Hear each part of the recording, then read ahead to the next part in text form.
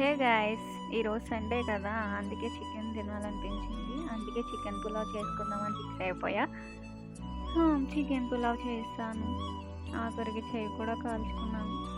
సింపుల్గా తక్కువ టైంలో చికెన్ పులావ్ ఎలా చేయాలన్నది చూపించాను. పులావ్ అయితే చాలా టేస్టీగా వచ్చింది. మీరు కూడా ఇంట్లో ట్రై చేసి ఎలా ఉందో నా కామెంట్లో కామెంట్ చేయండి. By the way, this is my first YouTube video.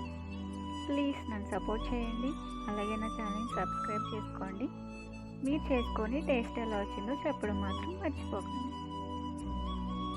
Thank you all. Thank you for watching. Bye bye.